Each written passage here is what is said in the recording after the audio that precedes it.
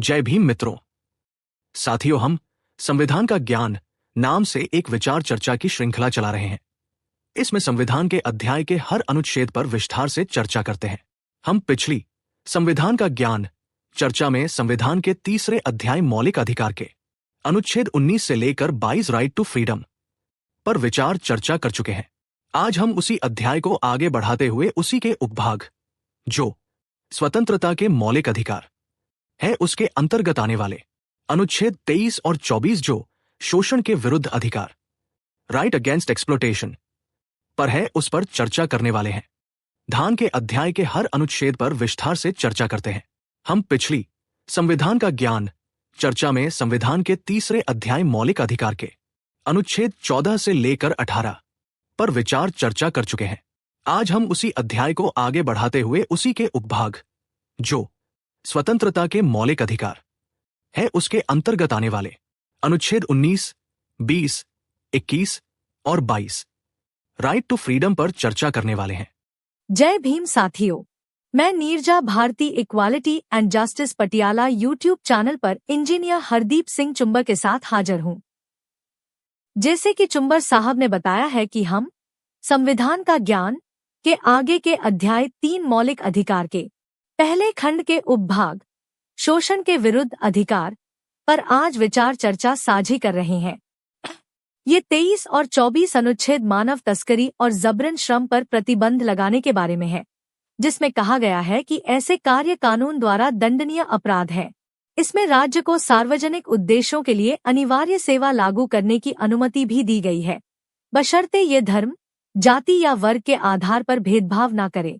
इसके अतिरिक्त यह अनुच्छेद 14 वर्ष से कम उम्र के बच्चों को कारखानों या खतरनाक नौकरियों में काम करने से रोकता है, जिसका उद्देश्य बाल श्रम का निवारण करना है। कुल मिलाकर यह स्रोत कमजोर व्यक्तियों की सुरक्षा और उनके शोषण को रोकने पर केंद्रित है। चलो आओ सुने विचार चर्चा। नमस्कार। आज हम भारतीय संविधान के एक बहुत ही जरूरी हिस्से पर थोड़ी गहराई से बात करेंगे। ये है शोषण के विरुद्ध अधिकार। हमारे पास संविधान के अनुच्छेद 23 और 24 के कुछ अंश हैं और हमारी कोशिश रहेगी कि इनसे समझें कि ये अनुच्छेद हमें कैसे बचाते हैं, मतलब मानव तस्करी, बेगार और बाल श्रम जैसे शोषण से। तो चलिए अनुच्छेद 23 से शुरू करते हैं। ये तो बिल्कुल साफ साफ कहता है ना कि इंसानों की खरीद फरोख्त, जिसे मानव तस्करी कहते हैं, और बेगार मतलब बिना पैसे दिए जबरदस्ती काम करवाना, और इसी तरह की दूसरी बंधुआ मजदूरी, इन सब पर पूरी तरह रोक है। हाँ बिल्कुल। और ये समझना जरूरी है कि ये सिर्फ कोई कागजी बात नहीं है। इस प्रावधान का अगर कोई उल्लंघन करता है तो वो कानून की नजर में एक दंडनीय अपराध है। इसका सीधा संबंध है मानवीय गरिमा से, उसकी रक्षा से। हाँ, मानवीय गरिमा, ये शब्द बहुत महत्वपूर्ण है यहाँ। लेकिन इसमें एक और छोटी सी पर दिलचस्प बात भी है, अनुच्छेद 23(2) की। वो कहता है कि राज्य चाहे तो सार्वजनिक उद्देश्यों के लिए अनिवार्य सेवा लागू कर सकता है, पर उसमें एक शर्त है कि ऐसा करते समय धर्म, नस्ल, जाति या वर्ग के आधार पर कोई भेदभाव नहीं होगा। जी सही कहा आपने। ये राज्य को एक तरह की छूट देता है, पर बहुत सीमित दायरे में। हो सकता है ये किसी राष्ट्रीय आपातकाल या ऐसी ही किसी खास परिस्थिति के लिए हो, लेकिन जो सबसे अहम बात है वो ये कि समानता का सिद्धांत यहां भी लागू रहेगा।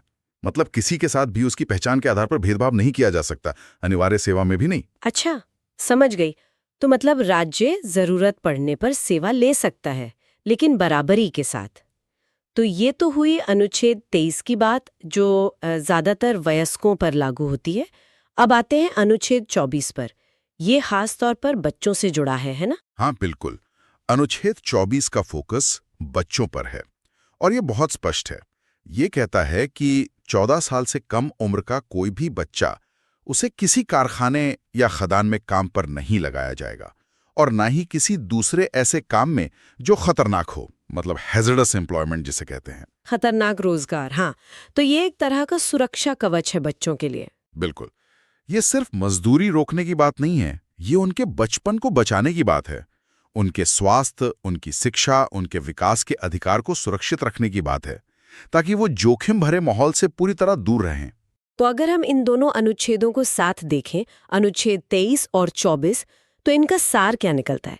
ये किस मूल भावना को स्थापित करते हैं संविधान में? देखिए, ये दोनों अनुच्छेद मिलकर जो तस्वीर बनाते हैं वो है सामाजिक न्याय और समानता की।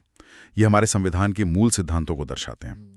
ये सुनिश्चित करते हैं कि कोई भी व्यक्ति अपनी ताकत या पद का इस्तेमाल करके किसी दूसरे का शोषण ना कर सके, चाहे वो जबरदस्ती काम करवाकर हो या बच्चों को ऐसे कामों में लगाकर जो उनके लिए ठीक नहीं है। एक तरह से कहें तो ये एक सभ्य समाज की नींव है, जहां हर इंसान की इज्जत हो, उसका सम्मान हो। हाँ, सही कहा। तो अगर हम इसे बिल्कुल संक्षेप में कहना चाहें, अनुच्छेद 23 रोकता है मानव तस्करी और बेगार जैसे जबरदस्ती के श्रम को। हाँ, वो एक अपवाद है राज्य वाली अनिवार्य सेवा का, पर वो भी बिना भेदभाव के होनी चाहिए। और अनुच्छेद 24 वो 14 साल से कम उम्र के बच्चों को खतरनाक कामों से बचाता है, जैसे फैक्ट्री, खगान वगैरह। बिल्कुल सही, यही इनका निचोड़ है। चलिए, तो आज की इस बातचीत को समाप्त करते हुए एक सवाल शायद हम सबके सोचने के लिए छोड़ सकते हैं कि संविधान में तो ये सुरक्षा उपाय दिए गए हैं जो बहुत मजबूत हैं, लेकिन फिर भी आज भी समाज में हमें शोषण के अलग अलग रूप दिखते हैं। तो इन संवैधानिक गारंटियों के होते हुए भी इन्हें पूरी तरह से जड़ से खत्म करने के लिए और क्या कदम उठाने जरूरी हो सकते हैं, इस पर सोचना चाहिए। प्रिय मित्रों, आपने संविधान के मौलिक अधिकार के पाठ 3 के खंड राइट टू फ्रीडम 1922 तक के अनुच्छेदों पर चर्चा सुनी। मौलिक अधिकार के पाठ 3 के आगे के खंड उपभाग राइट अगेंस्ट एक्सप्लॉयटेशन पर है। आगे के एपिसोड में हम उस पर चर्चा करेंगे। आप equality and justice Patiala YouTube channel के साथ जुड़े रहें। अगर आपको पसंद आए तो कृपया इसे लाइक और कमेंट करें। हम रोजाना विशेष समाचारों और भारत सरकार द्वारा प्रकाशित बाबा साहेब के भाषणों पर चर्चा करते हैं। भारत के संविधान के हर एक अध्याय में कई अनुच्छेद रहते हैं। उन सभी को समझने के लिए प्रत्येक अनुच्छेद पर चर्चा साझा करते हैं। अगर चाहते हैं कि आपके भाइयों, बहनों और मित्रों के भी संविधान का ज्ञान हो तो कृपया इस वीडियो को उनके साथ साझा जरूर करें। आपके पास वीडियो पहुंचती रहे तो आप चैनल को सब्सक्राइब करें। नीरजा भारती और चुंबर साहिब को अनुमति दें। जय भीम, जय भारत, जय संविधान।